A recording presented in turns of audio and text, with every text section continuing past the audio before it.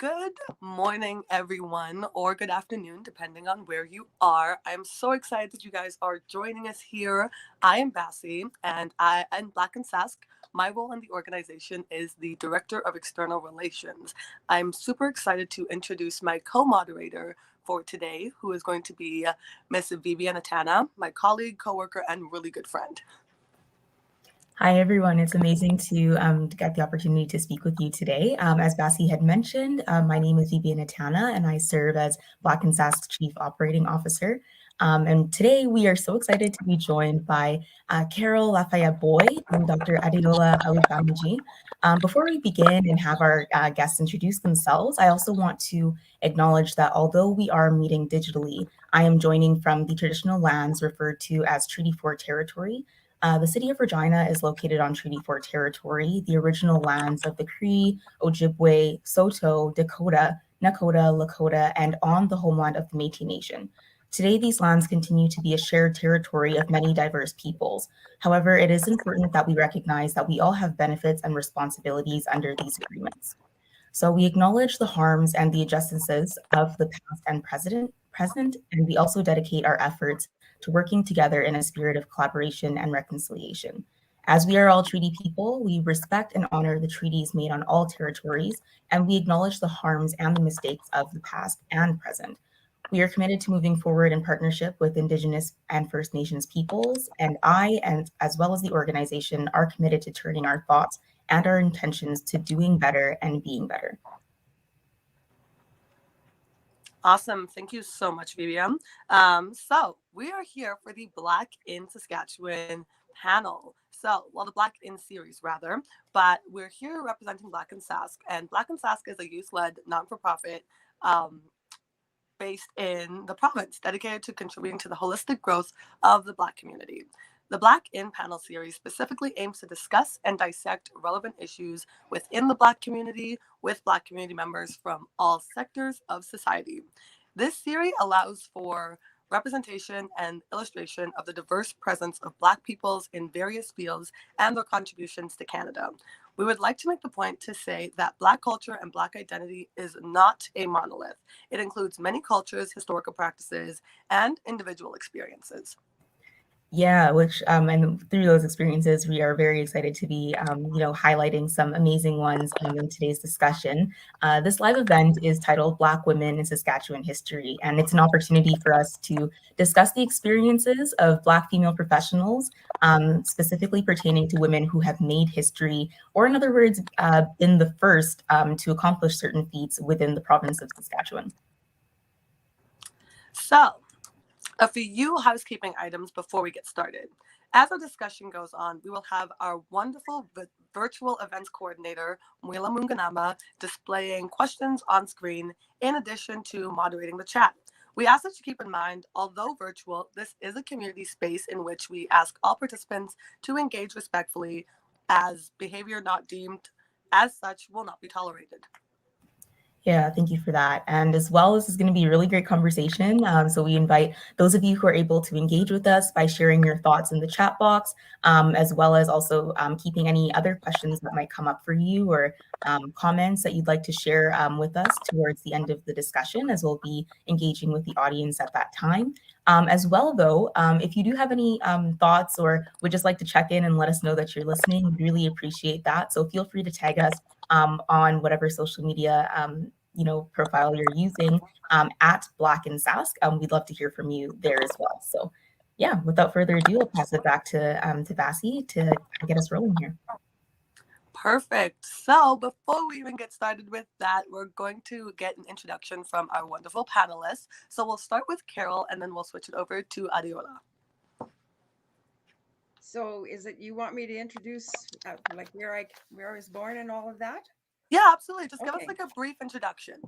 Okay, well, I was born 79 and a half years ago on a farm just about 100 miles west of Saskatoon. My grandfather had come to Canada from Iowa, the Lafayette side, in 1906, and my dad was born right here in Regina in 1907, so he may have been the first person of African descent to be born in Regina. And my grandfather had sent money for property in Regina, but when he arrived, no one had any knowledge of any money had being sent. So he had to go every summer and homestead out near Rosetown. So that's why we had a farm. So growing up there, we were the only Black family in the area.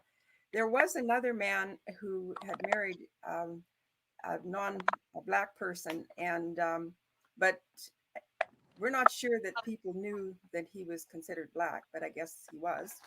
But our family was the only one. My dad there were 10 children, and those children had, if they wanted to marry, basically there was no intermarriage.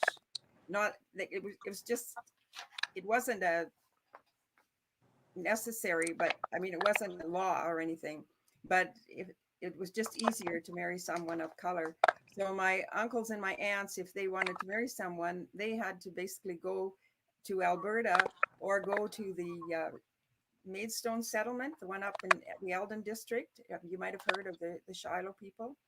So that's where a couple of my aunts got their husbands, and I guess 2 uncles got their wives from that area. And one uncle and my brothers got their wives from Edmonton, the people that had settled up there. My mother was born in Edmonton, but grew up with her grandmother in North Battleford. So when my dad, well, actually not, he didn't go finding her. My great grandmother sent her down to the farm. People would send their people down to the farm to meet spouses. So that's how my mom, whose family came from Oklahoma in 1910, met my husband. And so there were 8 of us kids born there. And we seldom saw people of color unless we went to North Battleford. And so we grew up in a place where when people would come to our place, they were all non-people of color, they were all white people who came to our home, like the teachers and everyone like that. So basically, I grew up in a white society, and by the time I came along, my uncles and my aunts, my older brothers and sisters, had all taken care of anything that you might consider prejudice or whatever. So I was blessed to not have to experience that racism that they may have experienced. So although I did go to an all-Black school when I started school, because the only children in the school were my siblings. So there were 5 of us there. And then they closed the school down. It was a 1-room schoolhouse out at the farm there.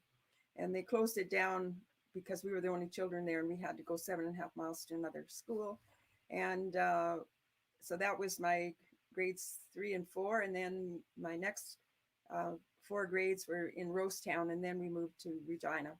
And when we moved to Regina, we were the only Black family. There was one other Black woman in the city. There had been Blacks here before, but they had all left because mainly because of work.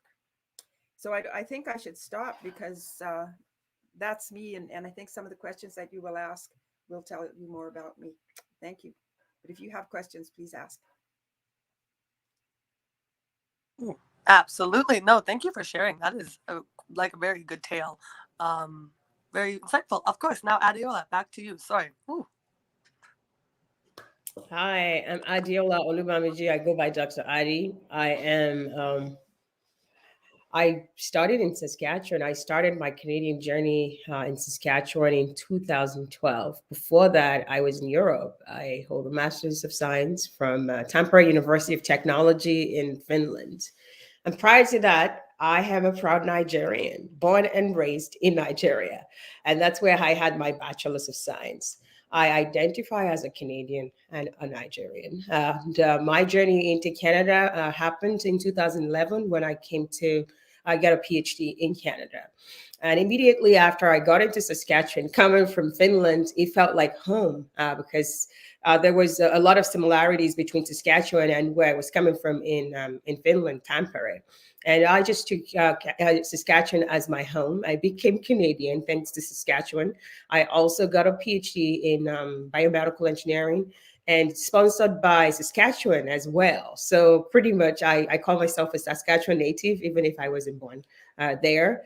And in 2016, I graduated. 2017, I became the first Black person to get a PhD in biomedical engineering from University of Saskatchewan. I migrated from there and went to Toronto to look for a job. I worked in aerospace servicing company for a few years and made my way to the US to work here in the US as a 3D printing subject matter expert. And pretty much, when I connect to Nigeria and I connect to Canada because Canada gave me a home away from home. And Saskatchewan gave me a place where I can start all over again as a Canadian and I identify pretty much as a Saskatchewan person. Thank you. Wow, thank you for that. And I think that,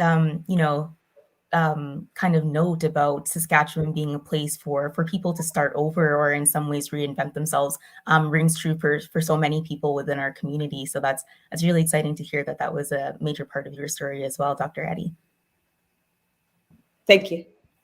Yeah, so we're going to get started into some of our discussion questions here. Some of them will be, initially directed towards one of you at a time, and then as well, of course, we'll open it up. So, Bassie, Carol, you'll feel free as well to join in, as we kind of move along in the discussion.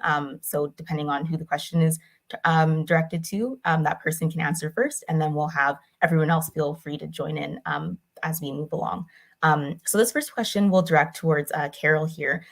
So what was it like moving to the big city or Regina and recognizing that you were the only Black student in Sheldon Williams? I know for so many of the people that we have met during our journey within Black in Sask, we've had so many students share experiences with us about being the only Black student in their school, in their for some professionals in their workspaces. So we'd love if you could share a little bit more about what that experience was like for you. Okay, thank you. And I'm very interested, Dr. Addy, that you came from Tampere, Finland. That's where I'm going for a track meet next year. So amazing. Yeah. Okay, so my mom passed away when I was 12, and I think because of that, and there wasn't the medical care that people had. My dad basically lost the farm, and he went looking for work here in Regina, and that's why we moved here. Is my understanding, though I think my brothers and sisters may have a different understanding. But so we left Rosetown on October 31st, which was Halloween, in a snowstorm. And that was the first time in my life I'd ever seen snow in October. But we moved to Regina and going to Sheldon Williams. What was interesting is that we lived in the west end of the city. That was the west of Pasqua Street. So anybody west of Pasqua Street was supposed to go to Scott Collegiate. But at this point, Sheldon was a new school and there was no more room for us in Scott. So we had to bus it to Sheldon, us kids in the west. And I don't know if you know, but Sheldon is in the southeast. And at that time in 1960 or 1956, the people that lived in the south and the southeast part were all, what I came to find out, were rich people. Now I grew up, I guess how I look at it is we didn't have money. I never saw us as poor, but we had very little money. And so going to Sheldon with all of these kids, what was a shocker for me was that there was kind of a class of people. I had no idea there was such a class of people as Jewish people. And how I found that out is at some point they had Jewish holidays and they all seemed to hang together and they all seemed to be rich. Their parents seemed to be rich. So it was really a wide eye opener for me. But what I came to find out was that my homeroom teacher had told the kids that I was coming. She'd never said I was Black, but she said I was coming from a small town and that they were to treat me nice. And they did. Like everybody there, like I can't remember one incident of having somebody treat me differently because of the color of my skin. In fact, I found it like I was kind of special. Like in some ways, because I was even nominated once for Miss Sheldon, and I don't know how that happened, but I didn't make the cut for sure. That was one thing, but and I was very accepted there at the school. So for me, it was nice, and I never really thought about the color of my skin. I never really thought about the color of my skin most of the time. Like, as a person of color, I was aware of prejudice. There was no doubt there were some people that were prejudiced. Like, there was just no doubt at all. But how I grew up was my parents told me that if people called you a name, it's because they felt bad about themselves. So I don't recall being called names. I did get called names when I went into nursing. I did get called names in social work. Um, and I got called names on the street, but I never was called a name in the schools that I went to. But I know that when my son and my nephews and that were in school, they were called names. So it seemed that as soon as there were more than a couple of people of color, that they would be under attack. So for me, it was really it was different, and I considered myself very naive because um, I just accepted people. My parents had said that you treat people with dignity and respect at all times. And I learned not to take anything personal. And so that has assisted me most of my life, not to take anything personal. So I think that's all I can say about uh, being in Regina. Coming here to the big city. The worst thing that I remember was the big buses. Like, they were those, it was dangerous, and the one-way streets. Those are the things that I remember that I didn't like about Regina. So basically my coming was all very warm and accepting. Thank you. So if anybody has any questions, please ask. No, that's amazing. Thank you for sharing that. It's always interesting as well, I think, to consider the parallels between, what's going on in today's climate and what you might have been experiencing all that time ago in your early days in Regina as well. And I guess it's also interesting to consider, just because you had mentioned too, like your nephews and all of that and what they experienced. How do you feel as though like the political climate kind of influenced your day-to-day experiences growing up? Because I think for some of us, we look at what was going on in the US at the time, primarily because I think that's a lot of the history that many of us kind of know about in North America when it comes to Black experiences. And did you feel as though that impacted what you were kind of seeing in your school system, or like your day-to-day experiences, or did that seem in itself like something very far away from what your day-to-day life was? For me, it was very far away until um, like I married. My first marriage was to an American, and so when I moved to the United States in 1966, that was a culture shock, like just unbelievable. I've never seen anything like it. Um, it's just so interesting that the minute I crossed the border, I think I was a Black person. When I would come back to Canada, I was a member of the human race, and it was just really different to live down there. And when we first moved down there, like Martin Luther King was going strong, and it was kind of heartbreaking to see some of the things when we moved to Virginia.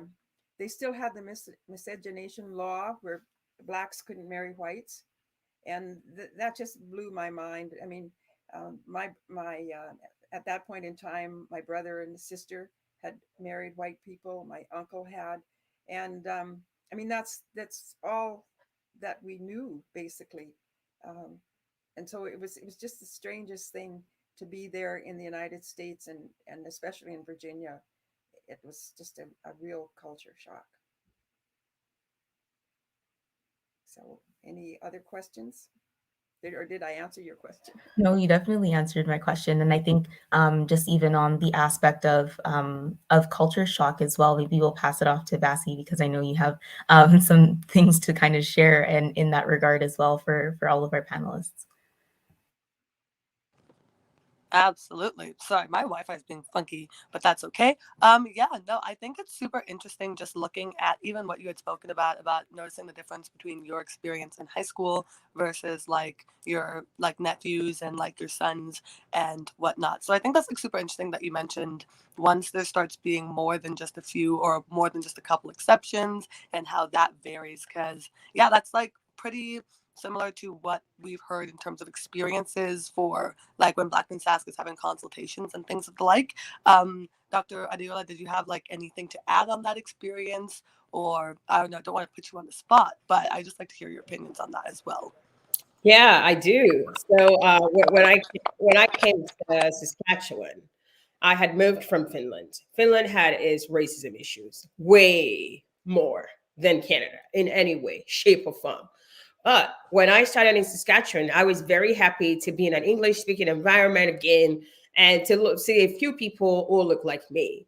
But what I realized is examples vary a lot in Canada. I came in as an international student on scholarship. That is a different experience than someone who is Black, but maybe let's say they were born in Saskatchewan. Because at that point, they're not conditioned to one professor who feels like they're in charge of their lives. So that person have a little bit more freedom. In my case, I had a professor who had brought me in. And what I saw, not just me, but the experience of most graduate students who are international, maybe Black or Asian, in the university system is that the professor thinks they own you, like you are their product or their sheep or something. Then you can't really have your own opinion. You have to defer to them for everything. And you are someone who already have a master's degree, very educated in your own rights already before you come in. So what I see here is depending on even if all of us are Black, depending on how you came into the country, if you came in as a student or you came in as a permanent resident or you were born in Canada, there is huge difference in terms of how people treat you and how much influence they think they can have on your career. Now, my personal experience, I had two professors when I was at University of Saskatchewan. One of them treated me like I did not exist. He treated me like garbage. And that was my professor. And the other person who is not Black and not white, who is Asian, treated me like a professional. Like I knew what I was saying, like I could be in charge of my career myself. And I would tell you, till today, the other one who didn't recognize me, the white guy, he still did not recognize me, despite all the awards, despite the fact that University of Saskatchewan still put me in their newsletters, everything. It still will not recognize me. In my case, I came out of that trauma to be at this point. There are so many graduate students, international graduate students who are Black, who have been traumatized by the university, and the university has continued to keep silent. I have been a loudmouth talking to the university administrations about this issue. For example, last year when we had Black Lives Matter happen, and the university decided to just put a black box on their website, on their Instagram page, and did not say a word. I had to go out there to actually talk to my university about how disappointed I am. I'm saying this because you as Black in Sask has a role to play to all of us who identify as Black people, whether they came by birth, whether they came as an international student, whether they came as permanent residency. There are different experiences. We need to be able to document that and support them as much as we can to make sure that they can be successful there. That's it. Wow, like almost like a moment of silence to have that be absorbed. I'd love to hear from everyone else on what your thoughts are on that. That was very powerful, Dr. Addie. Thank you. Thank you. Absolutely. And like, I'll hop in really quickly to say, like, just hearing all of that just got me amped up, like full body chills, because I entirely agree. Which is like in the introduction, we even talked about how often the Black experience is seen as like a monolith, right? Where everybody just assumes, oh, all Black people must have gone through the same thing. But even in the first minutes of our discussions here, we can clearly tell that there are different experiences based on immigration or citizenship. And that's a super important aspect. So I'm really glad that you touched on that. And thank you for sharing. Thank you. One thing I would like to say about people being traumatized by these kinds of things is we really need to make sure that we have support, because well, I would say like 99.9% of the trauma that people experience has nothing to do with what they've done or who they are or whatever. It's because of the ignorance of other people. And I think that somehow you need to have all kinds of support. So when you're going through that, you have somebody that says, you're not the crazy one. This is a crazy situation and you have no business going through that alone. And we need to support one another in that kind of thing. Because I worked in human resources and in social services, and one of the things I had to do was harassment training. And when I would do them, people would come up to me after who were being harassed because of their color, because of their sex, because of whatever. And when I went to our department to try to get them to do something, they would always come back with, well, no, it's because they have a performance problem. And I said, well, maybe they do, but it's because of the harassment they're receiving. And finally, I was told, don't interfere anymore. It's not your job, Carol. You're a trainer. You're not a human resource person. So let them go through their union. Let them do whatever they need to do, but don't you bring it to us. And the interesting thing is that that was my job, not to bring it to them. So I didn't. So I would encourage people to go to their union and go to a lawyer, do whatever they needed to do to take care of it, and to call me if they needed just a person to talk to. And because of then what happened is, because it wasn't my business, I had applied for a job that there were 10 women and 4 men who applied for 4 jobs. And there was one of the jobs was for a person of color, one was for a person of Aboriginal descent, and one was for a woman, and the other job was open. Now, guess who got those 4 jobs? 3 of the 4 men got the jobs, and 1 woman got the job. And when that happened, I said, now, because I'd applied for one, and I didn't care that I didn't get it because I liked what I was doing. But now it was my business, and I made it my business. And as a result, my position was cut a year later. And so that's a whole other experience that I would share with you after. But it's the most important thing is to have support. Don't allow these people to do this to you. Get other people on your side so that even if they still do it to you, you can sleep at night saying, I'm a good person, I'm doing a good job, I'm okay, but because it can really break your spirit, and we can't afford to have our spirits broken. We really can't. So thank you for that. But if anybody wants to talk to me about that kind of thing, I'm open, because when it's happening to you, it's happening to you. Don't let anybody tell you to shape up and just go with the flow. Thank you.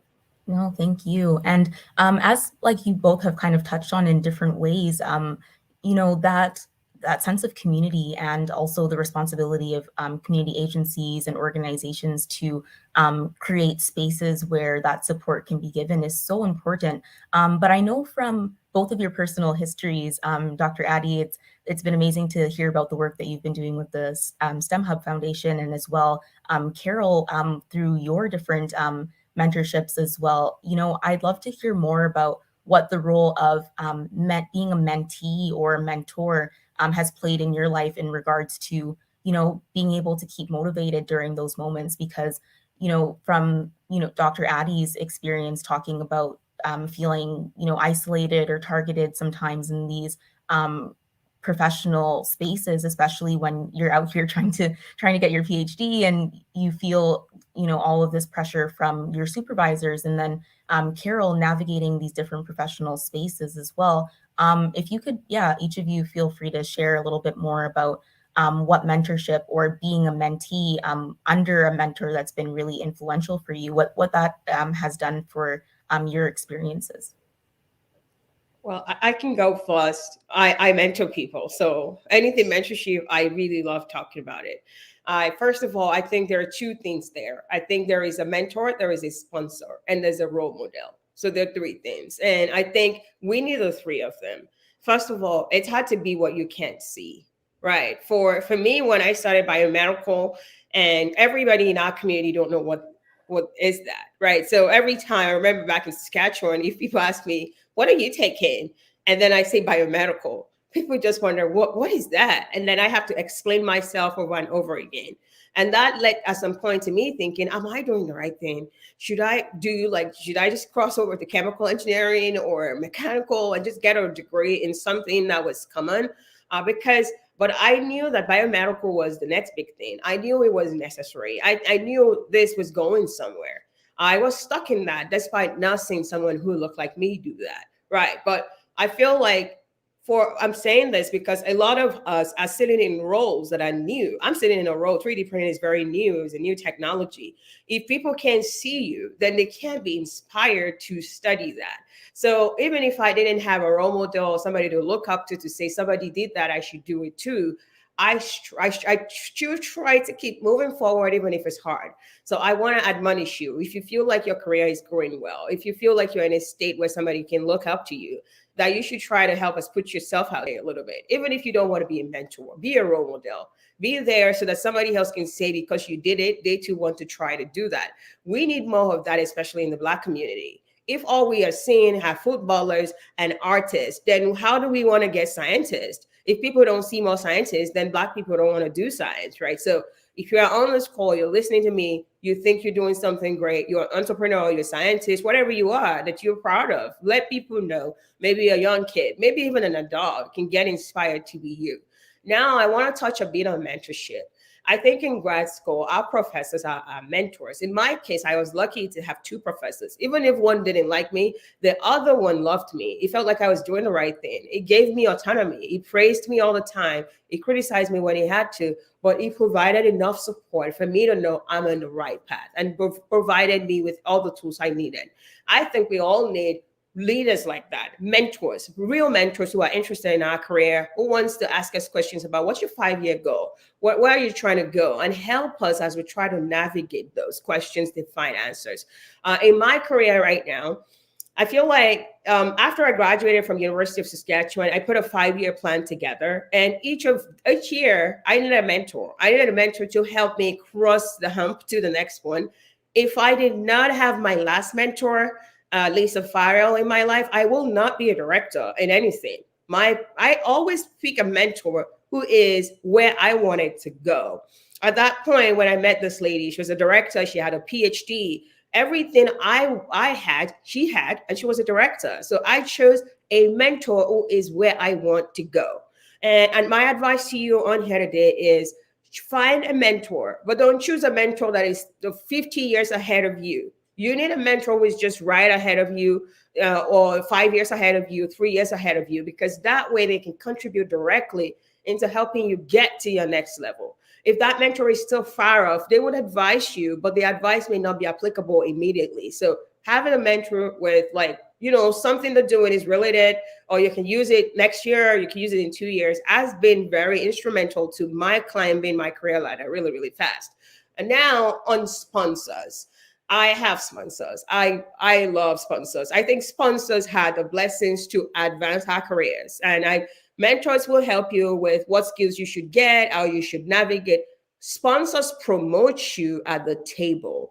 And I feel like a lot of time, Black people, we need to look beyond Black people's network to get sponsors. Because if the white people are the ones who are doing everything, then you should get a white sponsor or somebody who can support you. Put your names out in the right places. Nominate you for the right awards. Let your work be known by other people in other communities beyond your own community. You got your own community covered. You have a mentor in there. You're talking about your work within your peers who look like you. What about those who don't look like you? I think having a sponsor could do that for you.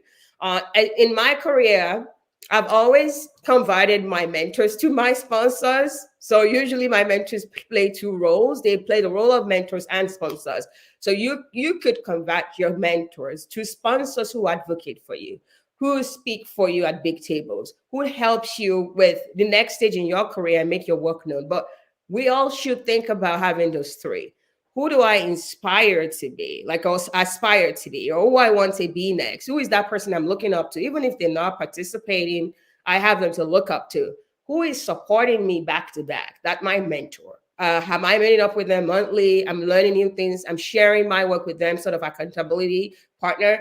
And who is my sponsor who is tendering my name at big tables, nominating me for awards, letting others know about my progress? Who is that person? I think each time in our career, we need one of those. When I was at Saskatchewan, I had Dean Chapman. Dean Chapman is a guru at University of Saskatchewan. He's in the synchrotron facility there. He's a big guy. He was my sponsor. This is the person who would advocate for me at big tables, would be behind me at every step of the journey. And he was on my advisory committee. Well, when I defended my thesis, when I tried to find way out, this man was there. He knew my work enough to advocate for me. You can't get a sponsor who don't know what you're doing. So your sponsor must be a little closer to your work so they know your progress, so they can advocate for you at big tables. I think that's it for sponsorship mentorship for STEM Hub Foundation. STEM Hub started when I graduated from Saskatchewan, and parents were reaching out to me. You are inspiring, but what is this biomedical stuff? Can my son do that? Can my daughter do that?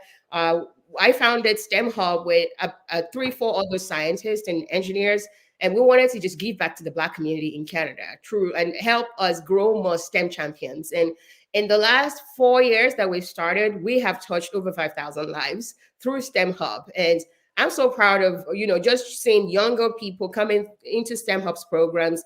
By the time they're leaving the program, they really want to be computer scientists. They want to be biomedical engineers. They want to be pilots. I think we could do more for our community. We could expand to Saskatchewan a lot more. Right now, we are doing a lot of virtual programs, which includes Saskatchewan and everywhere else in Canada. But I feel like we have been empowered by the government a lot this year. We got a lot of good funding. We're hoping to do more programs for the youths. We also offer programs to professionals who are hoping to learn about coding, product management, different areas, project management, data analytics. We offer workshops to them to empower more people to get into STEM and help them get the right skills. We do that. I'm so thankful to be the founder of the organization, but it's bigger than me. We have over 40 volunteers helping across different departments. And it's good to be able to give back to Canada as much as Canada has given back to me. This is my own little contribution back to say thank you. Thank you. That's it. Thank you. Wow, and I'll turn it over to Bassi. Yeah, no, there's just such good, I'm just taking notes and writing down everything that's been said, because I think there's so much value in also sharing that information. And I didn't even think about mentorships in the way that you had spoken about them. So it's super cool just knowing that there's always something to look forward to, even though you guys are the first sort of in your career paths. And I was going to actually ask, the next question is, I'm getting ahead of myself.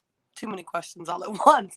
So Dr. Adi, I'll throw this one to you, but then Carol, if you have something to chime in on top of that, please do.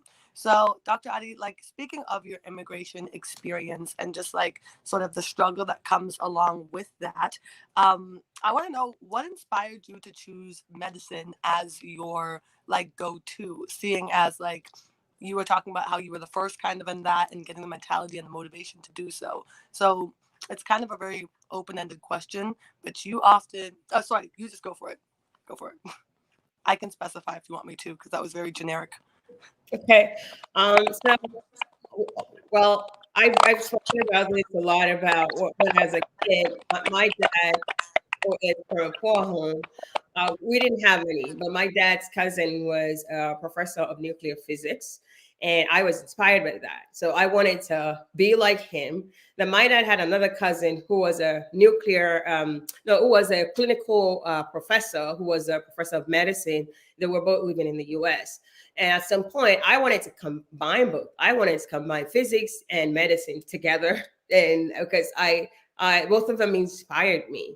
And that is how I came about biomedical engineering. I studied physics as my bachelor's, and then I didn't want to do nuclear physics. I wanted something that included medicine, and biomedical was the answer for me. So my degree was in biomedical engineering, but my major was medical physics, which allowed me to combine both of their career paths together to form my own career path. I think just having those two men as my role models inspired me to become a biomedical engineer. Both of them didn't even know I was looking up to them because they were living in another country, but I was looking up to them. And that's the beauty of having role models. You may not even see them physically, but their life inspire you, and then you formulate your own life, not exactly what they have done, but you formulate something out for yourself, but you're still looking up to them, and that helps you to kind of channel a path for yourself. I think that is how I came about biomedical engineering. Just these two people that I know and what they're doing, how innovative they were, and wanting to do something innovative, and now combining the two efforts together. Thank you. No, thank you for sharing. And Carol, do you sort of have something to add on top of that in terms of choosing your field? Are you asking about role models? You can talk about role models, but I was wondering Okay. more so, how did you choose like your field of study as well? But like, did you have role models that helped influence that decision?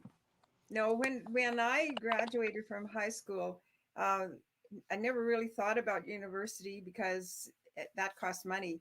And one of the things that my sister had done is she had gone to psychiatric nursing, and they paid you sort of a monthly stipend to do that because not many people wanted to go into psych nursing. So she was really my role model because I followed her. When she finished psych nursing, she went into social work, and that is what I did. Um, and someone had asked the question about the role model. And for me, my dad was a real role model. He taught my mom how to cook. And I think he really sheltered me from some things because I think about how when we moved to Regina, we had to rent. And when I, when we moved to Regina, that was the first time, well, this second time that when I grew up, on the farm, we had no running water and no electricity. So when we moved to Rosetown, we had electricity, but no running water. When we first moved to Regina, we lived on the outskirts and we had electricity, no running water. And when we finally did get a place that did have running water, we had a strange landlord, but I hadn't paid any attention to it. When I grew older, I found out that it was probably hard for us to get a place to stay, a place to rent. And that is why my dad finally bought a home, and because I think he must have had trouble finding a place to rent. Because I know in 1962, my husband Lem, he was a social worker. When he came to Regina from Edmonton, he couldn't find a room. He would call the rental places, and they say, "Oh yeah, we've got one," and he'd go and they'd see him. No, we don't. And the same thing happened to George Reed, our famous football player, when he came in '63. So I suspect my dad had passed away, so I wasn't able to ask him if he had problems getting a place to stay, a place to rent. But I think that's what happened. But I was very sheltered from all that kind of stuff. I was even sheltered. I really didn't know, how much money my father had, but I always had enough. So for me, my role model was my dad and my sister. And a couple of teachers influenced me. My high school teacher, that because she was very helpful to me in sports, the first one I had. And when I was going to school, I became very influenced by Mahatma Gandhi and his story. And I also watched a TV show, I think it was called East Side, West Side, with George C. Scott played a social worker. And I knew that's what I wanted to be, as a social worker. So that's where my influences came from. Thank you. Thank you. Yeah, and I think as well, if you wanted to speak to the aspect of being a mentor, because for those of you watching who may not know, Carol is very much so involved. Carol, what is the position you hold within the Saskatchewan African Canadian Heritage Museum currently? Okay, I'm the volunteer executive director. Okay. Yeah, if you wanted to speak more to that, because I know that through that role and just the various roles that you've played within the organization, you've also been a very strong mentor to our community as well.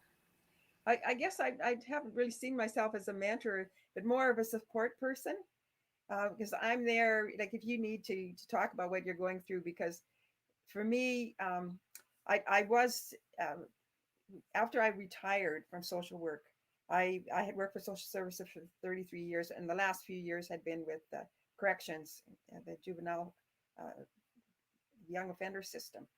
And so when I retired, I became an advocate basically for people dealing with social services. And because I had trained social workers, my last 20 years was almost all training. And I train social workers to treat people with dignity and respect and not take things personal and do what's best for families and to find what they were doing. I ended up being an advocate. So I would consider myself more an advocate and a support person than a mentor. And I guess as far as a mentor is concerned, I'd like to see myself as being an example for people, like an example that you know you you work hard, and an example that you keep yourself healthy and fit. Like that's with my track. But I see myself more of a support person than a mentor. Thank you. Thank you for that. Bassie?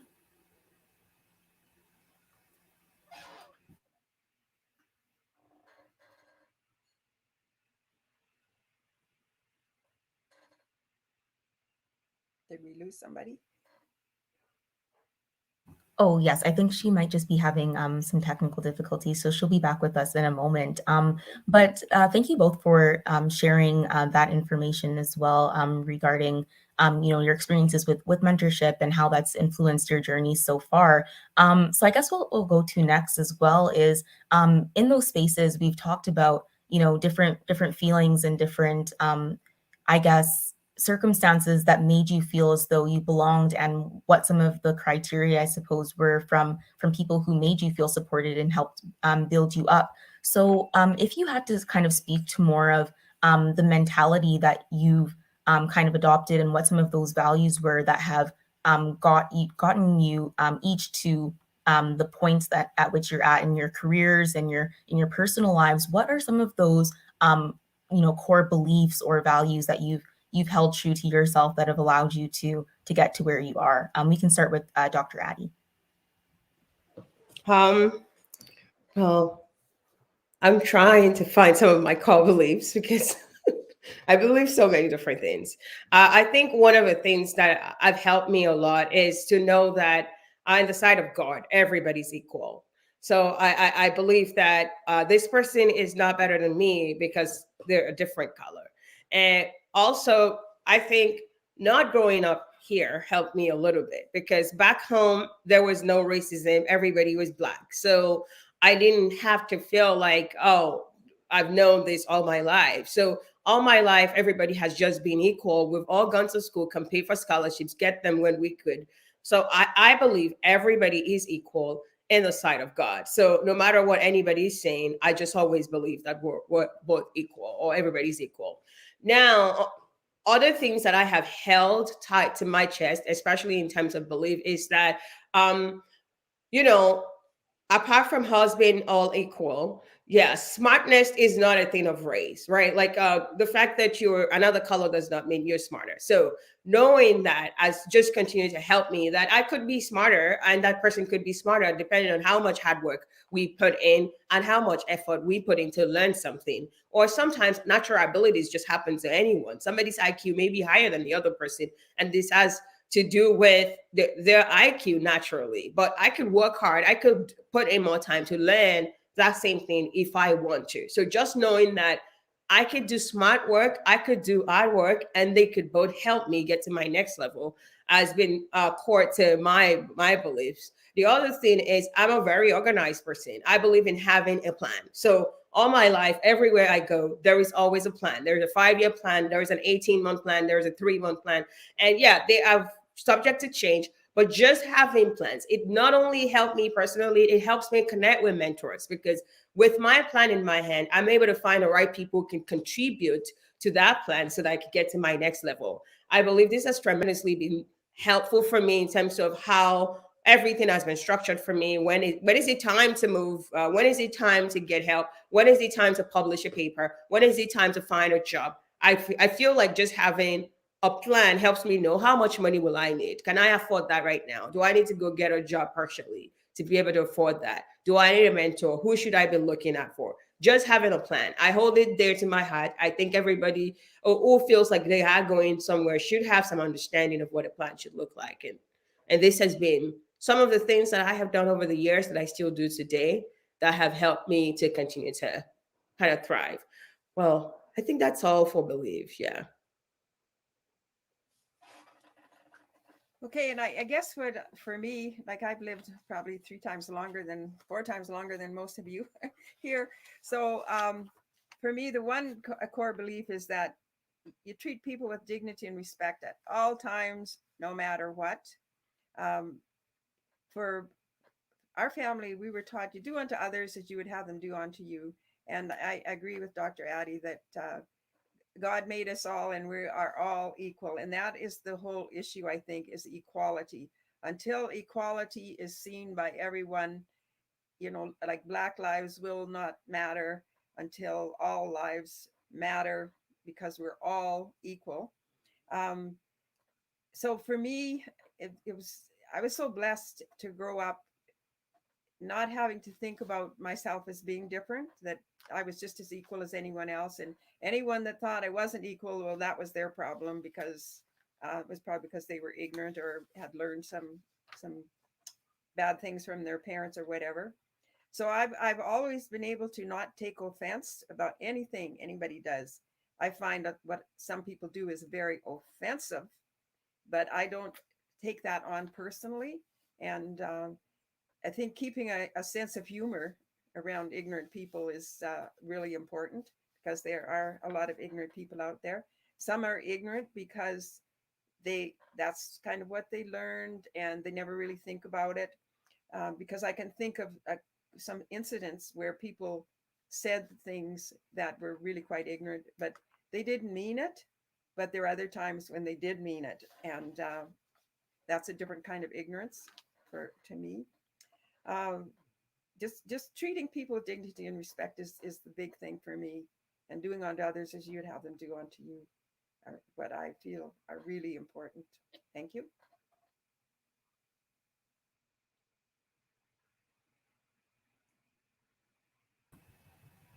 Thank you for that. Yeah, I do believe that everything that you have shared is so important for us to incorporate at all these different stages of our lives. I think through everything that we've seen, especially over the past year, when it comes to anti-Black racism and racial injustice as well, it's really unveiling a lot in all of these different sectors of our society when it comes to just the different things that Black people are dealing with on a daily basis.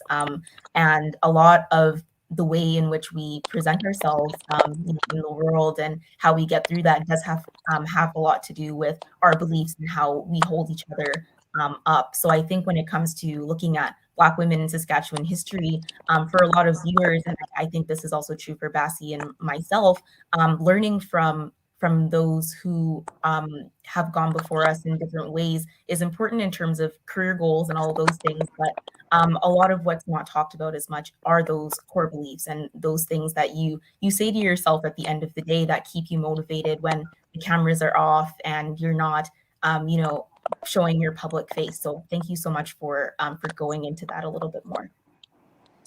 Absolutely. I totally agree 100%. Just in terms of mentality is super important going into things like that. And I feel like the next question that I have is pretty relevant in terms of this, but Vivi was talking about how going to bed, convincing yourself that you're doing the work that needs to be done. Is there like a certain aspect of what you do today, or maybe the whole aspect, hopefully the whole aspect, that you find immensely rewarding about your work that you do? Open question to both of you. Go ahead, Dr. Addie. I wear 3 hats today. I work at Desktop Metal as the Director of Additive Manufacturing Solutions, and the founder of STEM Hub Foundation. And lastly, I'm a chief consultant at DTech Centrics. And I would tell you the 3 things that I do today, they all give me joy. Now, I wouldn't say like experts, right? My job at Desktop Metal, I think, first of all, I run a mentorship program. So one of my clients told me today, after I had a meeting with her this morning, she said, "You make being a director possible for me as a Black woman, that for so long I thought I have to be 55 before I could be a director. And since you're a director, you're this young and a tech company, I think it's possible. I think I want to do that." Why am I saying this? It gives me joy when I see other Black women, other Black people believing that we too can be directors. We can be directors at young age, that we don't have to wait until we're so old. That gives me joy as the perspective of how people see my role at that stuff I talk. Now the work that I do, I feel respected. I feel listened to. I feel like an expert because the people who I deal with, people who I talk to, make me feel like my words are true. They should be etched in gold. They make sense. People act on that. Not everybody is lucky to have a company where they're respected, but it also depends on how you carry yourself, how much expertise you bring to the table, which I'm thankful for. So I love my job. I love it, my full-time job. On STEM Hub, I think STEM Hub is my legacy. It's my legacy because how many people, of how many people we have really seen growing out of STEM Hub, how young people come out of STEM Hub and they're now brighter than they were before. Now they know a little bit about racism because we've talked to them about it. Now they know a little bit about financial literacy because we talked to them about it. Now they know a lot about coding, a lot about robotics, and they feel like the teacher cannot tell them they can't do mathematics.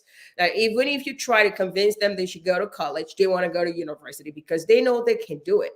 I love that. I love that that is my legacy, that is one thing that we're going to have multiple people come out of that and become giants in Canada. And hopefully someday we may have Black Mark Zuckerberg, Black Amazon, just because there is a program where young people can learn about STEM Hub and about STEM and also get confidence and also know about racism and how to tackle that. So I love that.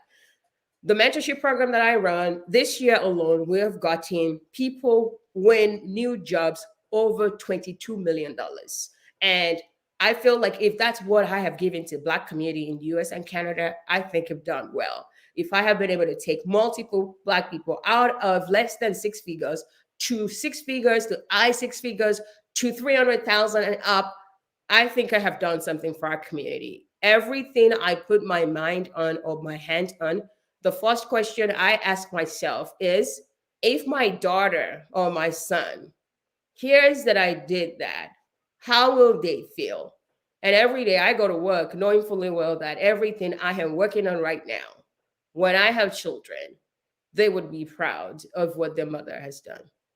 And yeah, that's it. I guess for me, what brings me joy, because like I said, I'm a lot older than you guys. I'm going to be 80, and what brings me joy is my family. I just had a little great granddaughter on October the 7th. Haven't been able to see her yet, and haven't been able to see the other one who's about 20 months old, but and haven't been able to see her for a year. But they bring me joy, and my grandnieces and nephews. I mean, these little 5-year-olds that are so bright. It's just, it kind of makes you feel like you're not too bright sometimes. But those are the things that bring me joy, is my family. So I'm the family genealogist, and that's what's bringing me joy these days. So if any of you are out there and would like to become executive director of SAC, we'd sure love you to come forward and do that. I'm sure it will give you joy. It is a fun thing to do. So it'd be good. But that's what brings me joy. Congratulations on your new addition. Yeah, right. Yeah.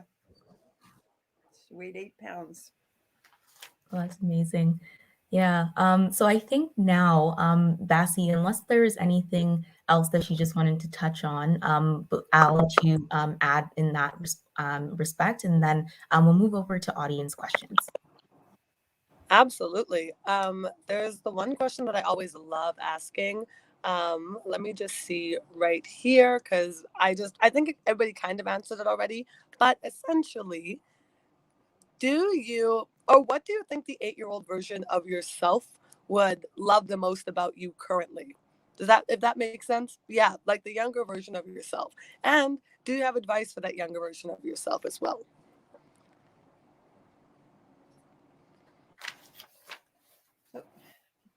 Go ahead, Dr. Addie. She makes me go. Every single time. Okay. The advice to the younger person, my younger self, the first one is to not worry at all. As a kid, I didn't come from a rich home, and I worried so much as a kid. I worried so much about everything that I am now, if I could ever be able to do that. But yeah, the advice is to not worry, that things will work out. If that's one, I think if I have a chance to talk to the younger person, the younger Addie, I would give her a hug, or I'll give her a high five. I would just hold her very, very tightly. She was very driven. She was a fighter. And I would tell her to keep that fighting spirit. Even if she was thrown in the worst places, she should just keep fighting the way she was fighting in that beginning, and to just worry less about things. Yeah. And for me, I would just want them to stay true to themselves, like have integrity, like really have integrity. It Having integrity will cause you lots of problems, but you'll sleep well at night, and it'll give you really good experience. Because one of the things that I did fear when I was young, I guess, was that a person could be fired, but I knew I would never get fired, because in order to get fired, you had to do something wrong, and I never did anything wrong. But I actually, the first time I was fired, it was such a blessing to realize that it didn't kill me, and it was just a good experience. So be true to yourself, even if it causes you problems. And but the biggest thing I would say is, don't let anybody steal your joy. Like, whatever, you have control of your life, don't let anyone take your joy from you. Don't do that. Thank you. Can I add a few things? So this is not advice to my younger self. This is advice to younger people out there, such as like Kara just did. I think if I have anything to tell a younger person right now, is to get into tech, is to learn coding. Our world is getting very digitized. We're in the fourth industrial revolution. This new revolution is allowing digitization to get infused into everything we do. We're talking to each other now online. How we do business, how we communicate, how we do everything, how we manufacture is going to be driven by digitization. If you're a young person today, you need to learn how to code. I don't care what you're studying. You need to learn a little bit of coding. Please learn programming languages, and don't make it is their thing against us. It is our thing too. You use computer. It is important that you know how to control that computer. It is important that you know the science behind that computer. So I'm admonishing every young person out there to please help us create the next Mark Zuckerberg that is Black, the next Black Amazon. And you could create that from your room on your computer. So please learn coding. Thank you.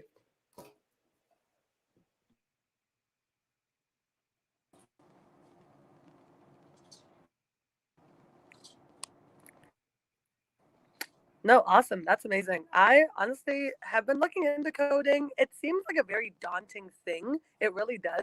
You just see a bunch of letters and numbers and you're like, nope, not for me. But I think I love this. I love like the advice, but also the inspiring the audience to just, go out there and do the thing that you don't think you can do because someone's waiting for you to do it first. So that's amazing. Um, Speaking of then, I guess we can kind of sleep right into those audience questions unless maybe you had something to throw on there. Hey, someone asked, what did the family's farm? We had, well, wheat, and I just remember the wheat, but we would have had other things too. Uh, when I lived on the farm, I just played. So I didn't. I only thing I had to do was, when we had a garden, was to pick weeds and to gather the eggs from the chickens. So we had chickens, we had cows, we had goats that didn't last long because they ate the clothes off the line, and my dad got rid of them. Um, so we had cows and horses. Oh, the other thing my dad did was train horses. So the wild horses that were there, he would bring those in and train horses, and for other people in the community. So that's basically what we did, was just the wheat and probably flax. That's what I remember. But I didn't have to go out and do all those things that my brothers had to do. So I had four brothers and three sisters. So there's still seven of us left. That's amazing. And our next question, I'll just read it out here. So, what is your advice on living in community with the First Peoples of Treaty 6? And how do we as Black migrants differ from other settlers? So, we can direct this towards Carol first. And Dr. Addy, if you have any other comments as well, as you had spoken previously to the fact about people having different lived experiences, feel free to chime in as well. Okay, this is a really interesting question because I grew up on a farm that apparently was probably 50 miles at the most from, or maybe even closer, of reserves. I didn't even know there were reserves there. I didn't find out until last year that my family knew there were, because we would take a truck. We had a truck, and half of the kids would ride in the back. And I suspect that because I was among the three young ones, that I rode in the front, because I do not remember any of this happening. So they would ride in the back, and they said that when they got near the reserve, that they were told to duck down because they might get hit with arrows. I had never heard such a thing. I didn't even know there were First Nations people out there. I knew that people, and we called them Indian, came to the farm in the summertime and picked rock, but I never thought anything about it. I just knew that they came and picked rock. And so when we moved to Regina, the only First Nation person I saw was the gal I rode on the bus with. And we were the only two different people on the bus. She was First Nation and I was Black. And I never thought anything of it. I don't know what I thought. Like, that they didn't exist or something, that there were some people or there weren't. I really didn't know about reserves. So, and the thing that I'm finding now, and I remember in I think it was 68, when I'd come home for Christmas, or around there, 70 or something, I was shopping and I used to straighten my hair, and the clerks turned to me and said, "Number?" And I didn't have a clue what she was talking about. I said, "Pardon?" And she said, "Number?" And I, "What?" And she looked at my son and she said, "Oh," and rang it up. And what I found is that people, the First Nations people, are so discriminated against. Some of my family are mistaken for being Aboriginal, and they tell me that they've been treated worse than when they are mistaken or seen as Black.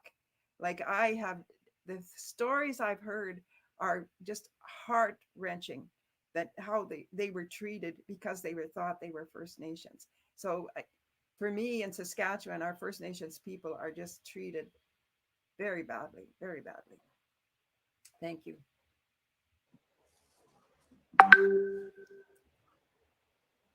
Yeah, I couldn't agree more. I think going to the university, participating in community events, I volunteered for Livestock Science when I was in University of Saskatchewan. I also worked at Sephora in Saskatchewan as a salesperson. And I tell you, my experience from a salesperson's perspective is that when a Black person or an Aboriginal person step into those stores, they have names for us. They call us names so that people can watch us as we move around in the store. It broke my heart every time working as a salesperson, and there's already a name for people who look like me or who is Aboriginal, who came into those stores. I'm saying this as a person of color because our struggles are very similar. And I feel like as Aboriginal, as Black people, we need to stick together. We need to learn together, and we need to always appreciate each other, because the struggles on the Aboriginal side is a lot worse. But we are going through similar struggles and we need to stick together. And I think if the person was asking, what is your experience? This is my experience as a Black person in Saskatoon. When you get into stores, people follow you around. People follow you around if you're Black or Aboriginal to see whether you're going to steal something. Somebody needs to stop that. If you work in those stores, you should be speaking up and saying that is unfair. Those people look like me. We can't just tag every Black or Aboriginal person that come into our stores as thieves or somebody with a potential to steal. And we get that a lot in Saskatchewan. What are we supposed to do as Black in Sask to change that? I think that falls on us, some advocacy, and also some education of our people. And that is why when I was in University of Saskatchewan, I joined Livestock Science. I became an active member, and we go to those reserves to do the science experiments with the Aboriginal youths. Why? Because I wanted to make sure that I'm contributing to my community, because the Aboriginal community is my community too. I want to make sure I'm contributing my knowledge to that community to get people understanding that will give them economic power. And I feel like as Black people, we are responsible for that as well. We can't just focus on just Black issues. The issues that concerns Aboriginal communities, it concerns us, and we need to try what we can to support them, to educate, to empower, and to help lift many people out of poverty if we can. Thank you. No, that's super insightful. I think solidarity is something that we focused on a lot in like the past couple of months, especially, but just in general, it's super important because I constantly discuss this concept of the minority chair with like most of Black and Sask. They've heard me talk about this so many times, how in Saskatchewan or just federally, we have a tendency of just being like, we're going to focus on one minority at a time. We're only tackling Black issues right now. Next year, we'll tackle Indigenous issues. And the system can't work like that. It's just not a equitable system. We're never going to see change if we keep going at that rate. So thank you for sharing, both of you. Absolutely. I'm wondering if we have any more audience questions. Perfect. Yeah. Did you want to read this one out, Bassie?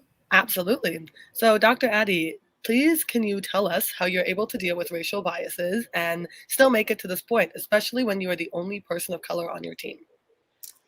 Well, I think since I was, when I was in college, studying my bachelor's, it's always like there are very little amount of women and you happen to be one of them, or you're the only Black person and all that. And over time, I have gotten to do what Carol said. If someone is saying bad words to me, it's not a reflection of me. It's a reflection of them, their issues, their family history, everything they grew up with. So I've grown to know that I'm not going to take that to heart. I'm not going to let that affect me and not let me sleep at night, because that's what he's trying to do.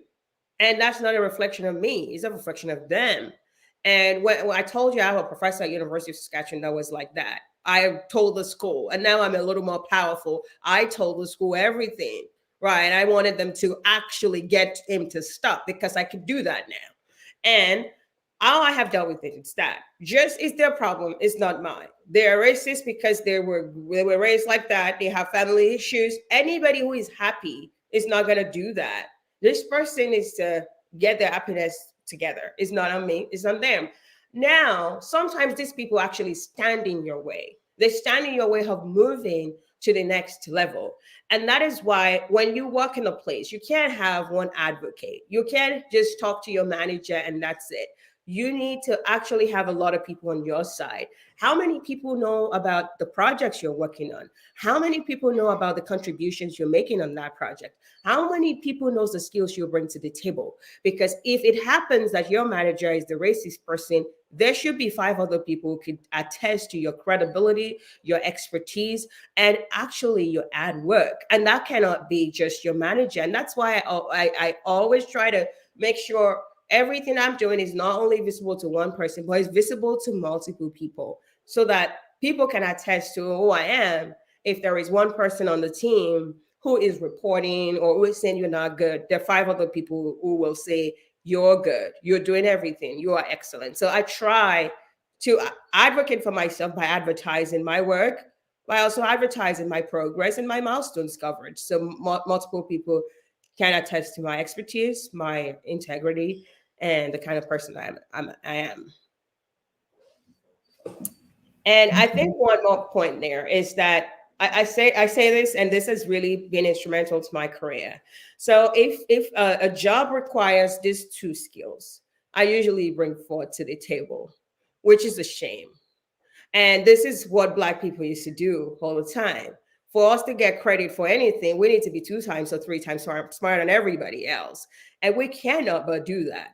Because if you're just right at that, you're the same level with that other person, they're going to pick them over you. Well, if you're 2 times smarter, it's going to be too evident that you're way ahead of that person. And if they decide not to pick you, everybody else will wonder, why would you leave the person with a PhD and a little bit of expertise more than that other person? It's too obvious to not pick you.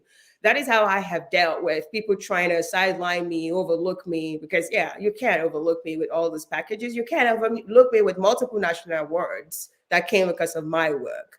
You can't overlook me when the government is giving me applause. You can't. So I try to make sure my influence is known beyond the company. I try to get more skills, and I try to make sure people know what I bring to the table. Thank you.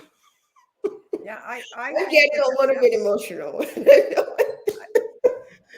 I think that's one of our problems, is that for me, I say that I never had a problem being Black, but a whole lot of other people had a problem that I was, because I was Black. So it's always been about someone else, basically. And because of that, because we didn't want it to be our problem, instead of giving 100%, we've had to give 200% to get to anywhere near equality. And I think it's almost in our DNA that most of us people of color have been taught that we have to do 200% to get that job that the person who's giving 50% would get if we didn't give the 200%. And still, sometimes we still don't get it. And for me, any problem I had, I think it had more to do with being a female, because I remember one position that I was the most senior, the most experienced, and my supervisor was going off to school, and so somebody was to take his place, and I was the most experienced, the most educated, well, not the most educated, but the most experienced. And of the three of us, I was the had been there the longest. And the supervisor said, well, when he goes away, I'm going to have Ken do the job. And I left the room and I went to him and I said, that is not fair. I am more experienced. I have a certificate in social work. He has no certificate. If you were to choose the other person who hasn't been here for very long and isn't even in our program, who has a master's degree, I can understand that. But this is not fair. I'm the one who should be getting this job. And he looked at me and says, oh, I never thought of you, Carol. You're right.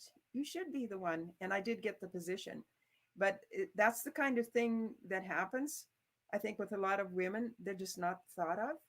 So we often have to really speak up for ourselves, which can also get us into trouble. Thank you. I have lots of stories like that. I have no doubt that both of you have a lifetime of stories and expertise to share. The passion that you both bring to the table as you share this is beyond just responses, but I think everyone listening can also attest to the fact that we're really, heeding on to every word. So thank you so much for that. Dr. Addie, did you have something? I saw you unmuted yourself. Would you like to share anything else? No. Okay, no problem then. So I think we'll move on to our last question from Delapo here. So Delapo asks, in the moments you are not feeling confident in yourself, what do you do to reground yourself? For me, it's my faith. Like I read my Bible every day, and I know that I can do all things through Christ who strengthens me. So that's what that keeps me grounded. So I'm okay there. Good. Thanks. For me, the faith helps me a lot. I also have cheerleaders. My husband is my cheerleader. So I come home to a man who knows my worth, who knows I'm a badass. And every time I feel like I'm not good enough, it like brings out my PhD certificates, national awards. If you look at my office, I have awards here. Right. So, and my husband put it up there, because this is my office. And every day when I'm coming in here, sometimes I don't know what's going to happen at work. I'm feeling a little nervous. And then I come in here and I see all of that. And I'm like, I better sit on this chair because I can do it. I remind myself of all the achievements I've had and how I have fought to come here. And really let myself know, if I wasn't good, nobody would have given me scholarships. Nobody would have given me all these opportunities. I wouldn't get any of the things that I have right now. Just reminding myself, and really my husband helping me remember some of the odds I've had to cross. I think every time I remember those things, it helps me see that I could do anything I put my mind to, and that this little issue, I should find a way to actually strategize and get out of it.